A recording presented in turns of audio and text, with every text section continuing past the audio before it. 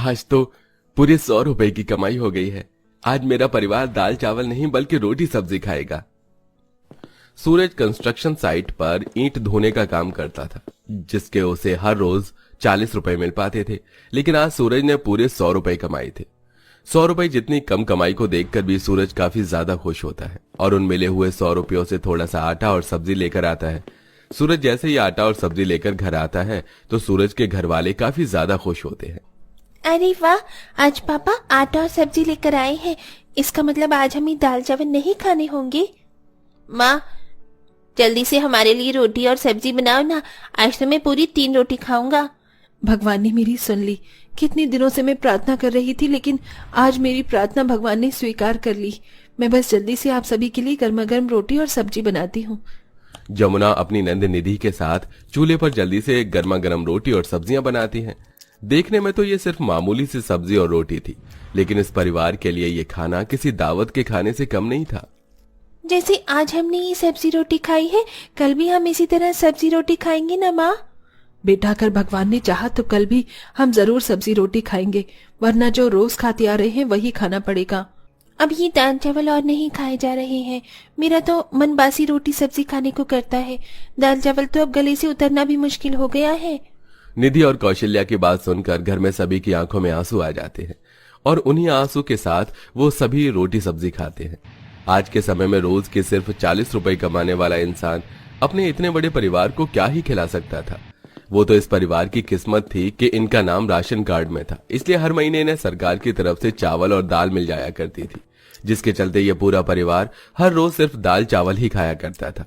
और जब कभी कभी सूरज थोड़े बहुत पैसे कमा लेता था तो उसका परिवार आराम से सब्जी रोटी खा पाता था। ये क्या आलोक, तू आज भी ये दाल चावल लेकर आया है? अरे तेरे घर में कभी कुछ और नहीं बनता है क्या? हर रोज दाल चावल उठा कर ले आता है। हम तेरे घर के दाल चावल खाने पड़ते हैं और तू हमारे घर का अच्छा अच्छा खाना खा लेता है। आज के बाद तू हमारे साथ खाना नहीं खाएगा। आलोक की क्लास के सभी बच्चे हर रोज उसके दाल चावल लाने पर उसका काफी मजाक उड़ाते थे, लेकिन बेचारा आलोक भी अपने घर के हालातों से अच्छी तरह वाकिफ था, इसलिए वो किसी से कुछ नहीं कहता और चुपचाप से चावल खाने लगता है। ऐसे ही एक दिन, अरे मंजू दीदी, आप यहाँ, वो भी ऐसे अचानक? हाँ, यही पास से गुजर रही थी तो सोचा कि तुमसे मिलती चलूं। कौशल्या अपनी नंद मंजू को जल्दी से घर में ले आती है और घर पर बिठाकर पानी पिलाती है। अरे अब क्या सिर्फ पानी पिलाओगी या थोड़ी बहुत पेट पूजा भी करवाओगी? बड़े जोरों की भूख लग रही है। अपनी बुआ सास की बात सुन जमुना अपनी सास की तरफ देखती है और चूल्हे पर रखे हुए दाल चावल को प्लेट में डालकर ले आती है। पता है मंजू दीदी, मेरी बहू बड़े ही स्वादिष्ट दाल चावल बनाती है। खाकर देखिए, आपको भी बहुत अच्छे लगेंगे। तुम लोगों की इस दाल चावल से ज्यादा खाने की कुछ हैसियत भी तो नहीं है। मैं अच्छे से जानती हूँ, ये दाल चावल तुम्हें सरकार की तरफ से मिलते हैं, इसीलिए महीना भर तुम यही दाल चावल खाते हो।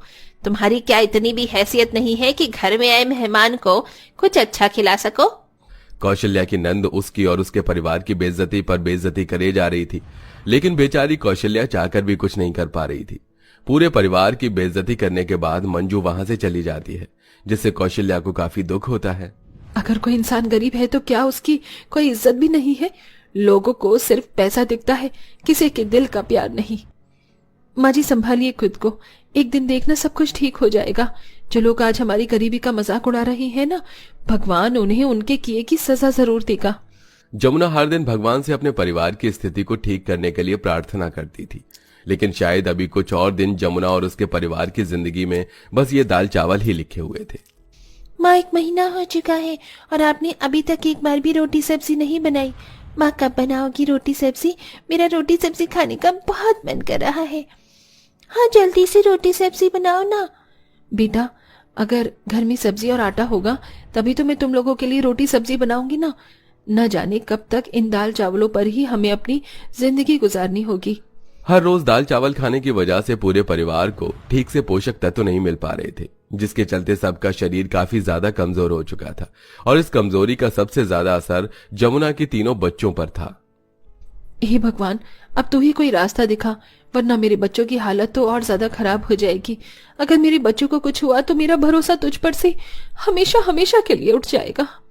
जमुना आंगन में बैठी मन ही मन भगवान से सब कुछ ठीक करने के लिए प्रार्थना कर ही रही होती है कि तभी जमुना देखती है कि कई सारी औरतें अलग अलग सामानों को इधर से उधर ले जाकर बेच रही होती हैं। कोई बर्तन बेच रहा होता है तो कोई खाने पीने की चीज, जिससे वो सभी औरतें ठीक ठाक पैसे कमा रही होती हैं। ये सब देख जमुना को एक आइडिया आता है और वो जल्दी से अंदर जाती है। माँ जी, हमें सरकार की तरफ से ठीक ठाक दाल चावल मिल जाते हैं। पूरा महीना खाने पर भी बहुत सारे दाल चावल बच ही जाते हैं। तो क्यों ना इन बचे हुए दाल चावल को बनाकर मैं बाहर ले जाकर बेचूं, इससे मैं कुछ पैसे कमा सकती हूँ। भाभी, आइडिया तो बहुत ही ज्यादा अच्छा है। अगर आप कहो तो मैं भी कुछ काम करना चाहती हूँ। वो सामने वाला बंगला है ना, उसमें एक नौकरानी चाहिए जो घर की साफ सफाई और खाना बना सके। और ये सारे काम तो मुझे आते हैं। आपके साथ साथ फिर मैं भी 2-4 पैसे कमा सकती हूँ। कौशल्या अपनी बहू और बेटी को काम करने की इजाजत दे देती है और अब अगले दिन से ही जमुना दाल चावल बनाकर उन्हें बेचने के लिए निकल जाती है। वहीं निधि भी उस बड़े से बंगले में सफाई का काम करने लगती है। दाल चावल ले लो, दाल चावल, गर्मा गर्म दाल चावल ले लो, सिर्फ 20 रुपए प्लेट। और ठेले वाले तो 40 रुपए प्लेट दे रहे हैं और आप 20 रुपए प्लेट दे रही हैं। ये तो काफी सस्ते हैं। मेरे लिए एक काम करिए, 1 प्लेट लगा दीजिए। जितने भी मजदूर फैक्ट्री में काम करते थे दोपहर के वक्त वो यही सब खाया करते थे। जहां एक जगह उन्हें ये दाल चावल 40 रुपए में मिल रहे थे, वहीं जमुना दाल चावल 20 रुपए में बेच रही थी, जिससे कई सारे मजदूर जमुना के दाल चावल के ठेले पर ही आया करते थे, जिसके चलते जमुना 20 रुपए करके धीरे धीरे पैसे जोड़ने लगी थी।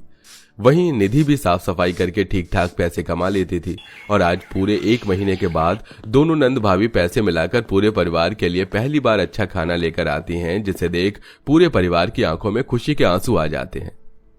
अरे वाह, आज खाने में शाही पनीर, मिक्स वेज, रायता, पुलाव, पराठे, खीर, पनीर की सब्जी, इतना सब कुछ है।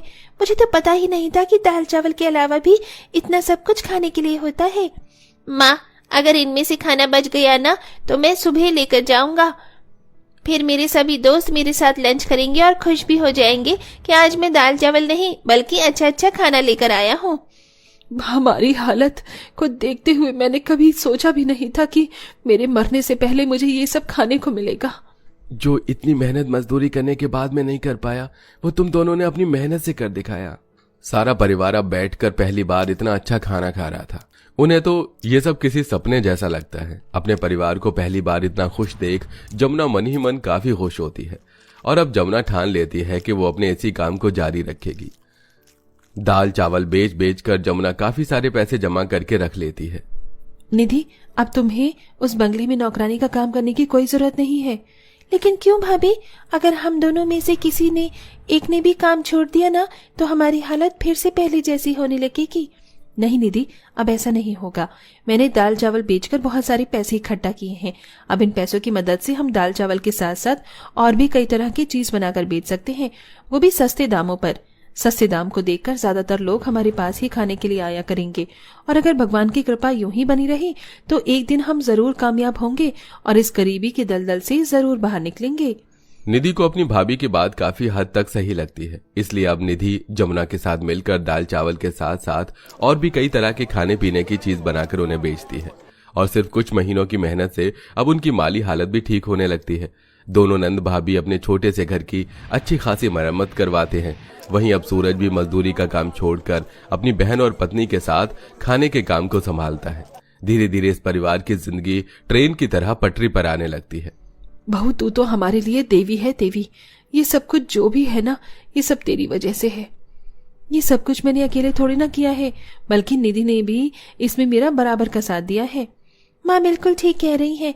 भले ही मैंने मदद की है लेकिन इस मेहनत के पीछे आपका हाथ है।